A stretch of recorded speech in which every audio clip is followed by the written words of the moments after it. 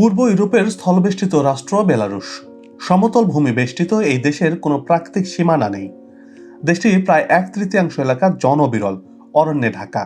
দেশটিতে পুরুষের চেয়ে নারীর সংখ্যা বেশি এবং রাশিয়ার প্রতিবেশী দেশটিকে ইউরোপের ফুসফুস হিসেবেও ডাকা হয়।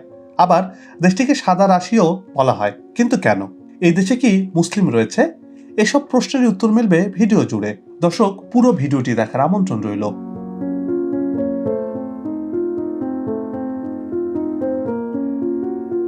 বেলারুশ মধ্য পূর্ব ইউরোপের সমতল বেষ্টিত প্রজাতান্ত্রিক দেশ। উত্তরে ও পূর্বে রাশিয়া, দক্ষিণে ইউক্রেন, পশ্চিমে পোল্যান্ড এবং উত্তর পশ্চিমে বাল্টিক প্রজাতন্ত্র, লিথুয়ানিয়া ও লাটভিয়া অবস্থিত। দেশটির সরকারি নাম বেলারুশ প্রজাতন্ত্র। পূর্ব ইউরোপের সমতল বেষ্টিত রাষ্ট্র বেলারুশ মূলত সমতল ভূমি, যার কোনো প্রাকৃতিক সীমানা নেই।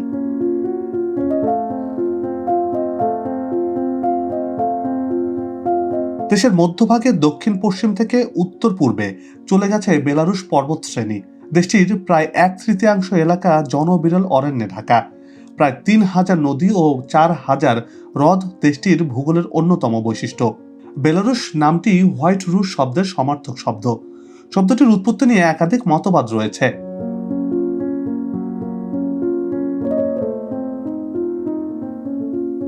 কথিত আছে, লিথুয়ানিয়ার গ্র্যান্ড ড্যাচির অন্তর্ভুক্ত প্রাচীন ভূমি ছিল কৃষ্ণ রুথেনিয়ান পৌত্তলিকদের আবাসস্থল। পরবর্তীতে খ্রিস্টান ধর্মে পরিবর্তনকারী দাসগণ সংখ্যা গরিষ্ঠ হয়ে ওঠে। তারা ছিল হোয়াইট কিংবা সাদা চামড়ার লোকদের নিয়ন্ত্রণাধীন। সাদা চামড়ার লোকদের নিয়ন্ত্রণাধীন ছিল বলে তাদেরকে বেলারুশ বা শ্বেতাঙ্গদের অধীন বলা হতো।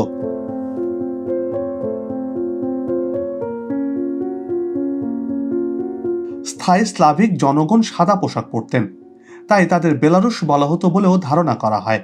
আবার কেউ কেউ বলছেন, প্রাচীন রাস অঞ্চলটি তাতার বিজেতারা দখল করতে পারেনি, তাই এটাকে অকলঙ্কিত বা কলঙ্কমুক্ত হিসেবে সাদা দেশ বা বেলারুশ বলা হতো।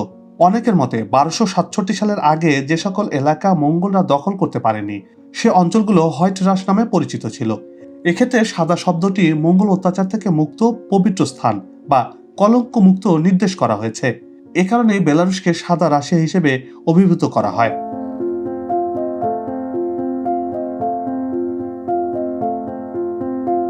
মধ্যযুগ থেকে বেলারুশ অঞ্চলটি পোল্যান্ডের ডিউক, লিথুয়ানিয়ার ডিউক এবং পোলিও-লিথুয়ানীয় কমনওয়েলথ সহ বিভিন্ন বিদেশি শক্তির অধীনে ছিল। 1800 শতকে বেলারুশকে রুশ সাম্রাজ্যের অন্তর্ভুক্ত করা হয়। 1922 সালে এটি সোভিয়েত ইউনিয়নের 4টি প্রতিষ্ঠা রাষ্ট্রের মধ্যে একটি ছিল। 1930 সালের দ্বিতীয় পোলীয় প্রজাতন্ত্রের বেলারুশ জাতীয় অধ্যুষিত এলাকাগুলো আধুনিক সীমান্তের মধ্যবর্তী অঞ্চলে এই বেলারুশের ভূমিগুলোকে এক জায়গায় করা হয়।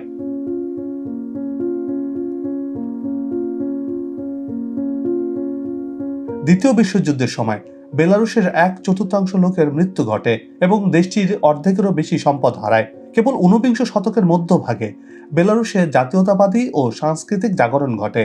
1991 সালের 27 জুলাই বেলারুশের আইনসভা দেশটির সার্বভৌমত্ব ঘোষণা করে। ওই বছর সোভিয়েত ইউনিয়নের পতনের সাথে বেলারুশ স্বাধীনতা লাভ করে, অর্থাৎ ওই বছরের আগস্ট মাসে স্বাধীন দেশ হিসেবে স্বীকৃতি পায় বেলারুশ। দেশটির ম্যাপ আকৃতিতে কিছুটা হাঁসের মতো।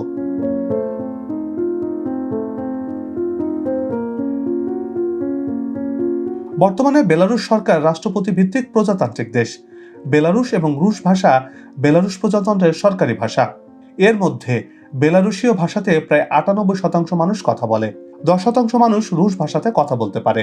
পশ্চিম সীমান্তবর্তী অঞ্চলে পোলীয় এবং জার্মান ভাষারও প্রচলন রয়েছে। বেলারুশের রাজ্যে সীমানার মোট দৈর্ঘ্য প্রায় 2969 কিলোমিটার। এই দেশটিতে উপকূলীয় রেখা নেই। বেলারুশের যে 3000 নদী রয়েছে, তার মধ্যে সবচেয়ে বড় নদীটি হলো ডাইপার, আর দেশটির 4000 হ্রদের মধ্যে সবচেয়ে বড় হ্রদটি হলো নারোচ।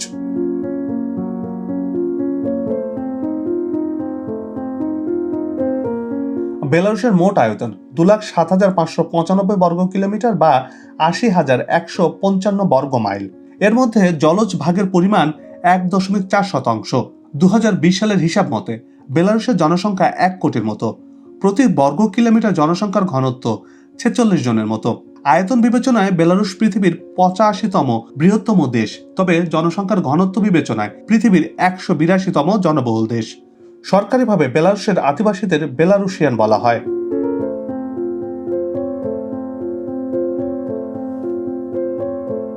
দেশটিতে 55.4% মানুষ খ্রিস্টান ধর্মের অনুসারী। এর মধ্যে 48.3% ইস্টার্ন অর্থোডক্স ধর্মের অনুসারী।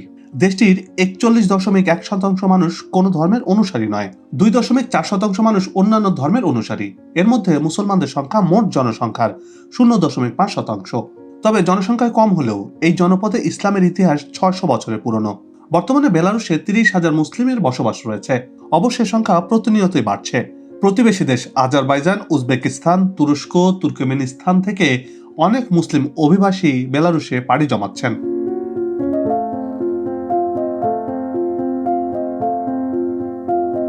বেলারুশে কেন্দ্রীয়ভাবে পরিকল্পিত অর্থনীতি বিদ্যমান। সরকার নিয়ন্ত্রিত ভারী শিল্প কারখানাগুলো এই অর্থনীতির মূল চালিকা শক্তি।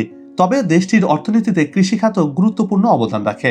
বিভিন্ন ধাতু কাটার machine, tractor, truck, motorcycle, synthetic fibre, সার, টেক্সটাইল, রেডিও, রেফ্রিজারেটর সহ বিভিন্ন ধরনের পণ্য উৎপাদন করছে দেশটি।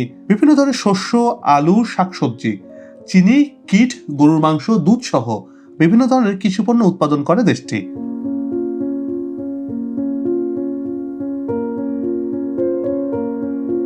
বেলারুশের রাজধানী মিন্স্ক শহরটি দেশটির উত্তর মধ্যভাগে একটি নিচু পাহাড়ি এলাকাতে অবস্থিত। সবিসলখ নদীর তীরে ও রাশিয়ার রাজধানী মস্কো থেকে প্রায় 640 কিলোমিটার দক্ষিণ পশ্চিমে অবস্থিত শহরটি। এই শহরে প্রায় 20 লাখ মানুষের বসতি রয়েছে। আর এই মিন্স্ক শহরটি বেলারুশের বৃহত্তম নগরী। এখানে বিশ্ববিদ্যালয় সহ বিজ্ঞান একাডেমি ও চিকিৎসা বিজ্ঞান গবেষণা কেন্দ্র প্রতিষ্ঠিত হয়েছে।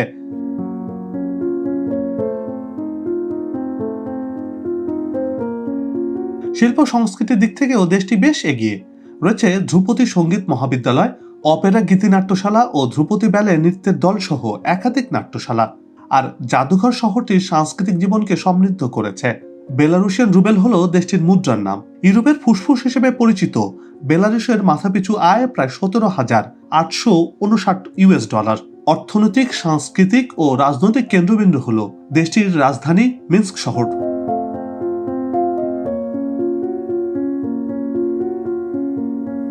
বেলারুশের 40% জায়গায় বনাঞ্চল রয়েছে, অর্থাৎ সবুজের আভায় পরিবেষ্টিত এই দেশটি। বেলারুশে সবুজের বাহার ইউরোপের যে কোনো দেশের তুলনায় অনেক বেশি, আর তাই দেশটিকে ইউরোপের ফুসফুস হিসেবে ডাকা হয়। দেশটির রাজধানী মিন্স্কের প্রায় প্রতিটি কমিউনিটিতে অসংখ্য পার্ক রয়েছে। বেলারুশিয়ান পতাকার সবুজ স্ট্রিপটি এর বনভূমির প্রতীক হিসেবে ধরা হয়েছে। এখানকার রাস্তায় খুব একটা বিজ্ঞাপন চোখে পড়বে না, আর যে বিজ্ঞাপনগুলো দেখা যায় সেগুলোতে লেখা মিলবে দেশপ্রেম, পারিবারিক আদর্শ, কঠোর পরিশ্রম, ট্রাফিক আইন মানার নিয়ম সহ নানা জনসচেতনামূলক বাণী।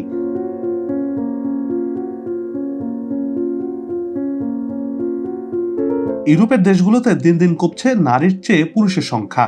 এর মধ্যে বেলারুশ অন্যতম। দেশটিতে প্রতি 100 জন পুরুষের বিপরীতে নারীর সংখ্যা 115.2 জন। দীর্ঘদিন ধরে নারী এবং পুরুষের সংখ্যার তুলনায় যদি বেশি হতে থাকে তাহলে সমাজে ভারসাম্যহীনতা দেখা দিতে পারে বলে শঙ্কা করছেন বিশেষজ্ঞরা। সমাজবিজ্ঞানীরা বলছেন 30 থেকে 40 বছর বয়সীদের মধ্যে নারী পুরুষের ভারসাম্যহীনতা প্রথম বোঝা যায়। কারণ হিসেবে তারা বলছেন এ বয়সে যে কজন মেয়ে মারা যায় তার চেয়ে 3 গুণ বেশি ছেলেরা মারা যাচ্ছে। অর্থাৎ এই বয়সের মধ্যে গাড়ি দুর্ঘটনা, মাদকাসক্ত, কর্মস্থলে দুর্ঘটনা সহ নানা ক্ষেত্রে মেয়েদের চেয়ে ছেলেদের ঝুঁকি বেশি থাকে। এর ফলে এই দেশটিতে ছেলেদের গড়ায়ু কমেছে।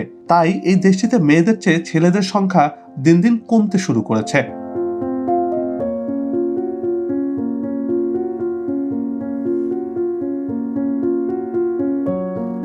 ভিটবস্ক পশ্চিমা ডিভিনের উপরে অবস্থিত একটি ভাসমান শহর। পোলস্কির পর এটি বেলারুশের অন্যতম প্রাচীন শহর। ভিটবস্ক অত্যন্ত মনোরম করে সাজানো গোছানো একটি শহর।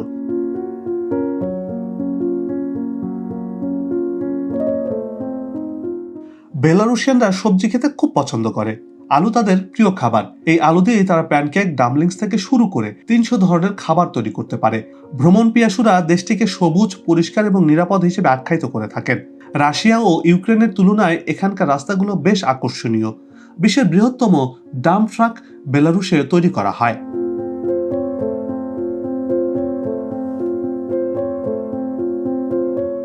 বেলারুশের বেশিরভাগ শিক্ষার্থী প্রোগ্রামার হতে চায়।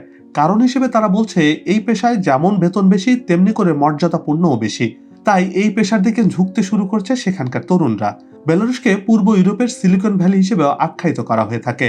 প্রায় 10 বছর আগে এখানে হাইটেক পার্ক তৈরি করা হয়েছিল, যেখানে প্রায় 170টি সংস্থায় কাজ করছেন 27,000 আইটি বিশেষজ্ঞ।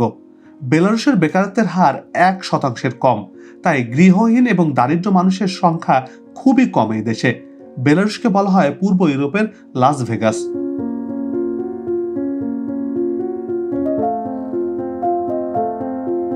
দেশটির নাগরিকরা আনন্দ উৎসবে মেতে থাকতে পছন্দ করেন, তাই একটু সময় পেলেই নাচে গানে মেতে ওঠেন তারা। সেই সাথে দেশটিতে থিয়েটারও বেশ জনপ্রিয়।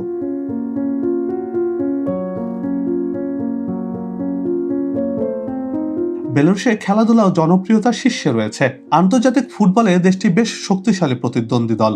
একই সাথে অ্যাথলেটেও দেশটির জনপ্রিয়তা রয়েছে। এই ইভেন্টে অলিম্পিকের শক্তিশালী দেশ বেলারুশ। আইস হকিও এখানকার মানুষের পছন্দের খেলা।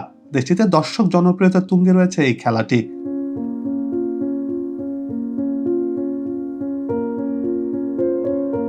একাদশ শতাব্দীতে নবজাগরণের সময় বিজ্ঞানের প্রতি বিশেষ আগ্রহ দেখা দেয় বেলারুশের নাগরিকদের।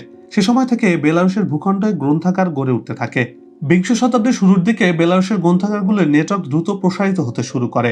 1921 সালে বেলারুশিয়ান স্টেট ইউনিভার্সিটির মৌলিক গ্রন্থাগারটি প্রতিষ্ঠিত হয়েছিল, যা প্রজাতন্ত্রের প্রথম বৈজ্ঞানিক গ্রন্থাগার।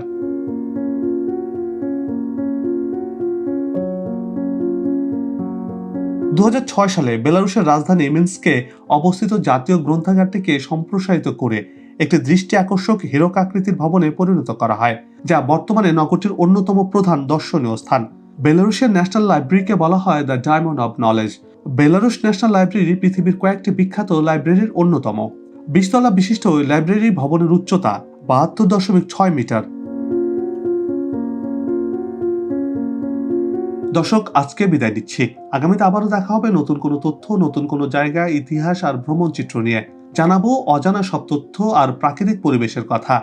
যাবার আগে মনে করিয়ে দিতে চাই, পরিবেশ দূষণ থেকে বিরত থাকি, নির্মল বাতাসে সুস্থ শ্বাস নেই, আগামী প্রজন্মকে স্বাস্থ্যসম্মত পরিবেশ উপহার দেই।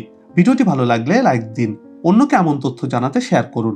আর কি দেখতে চান কমেন্টে লিখে আমাদেরকে জানান। ভালো থাকবেন, নিরাপদে থাকবেন। সাথে থাকার জন্য ধন্যবাদ।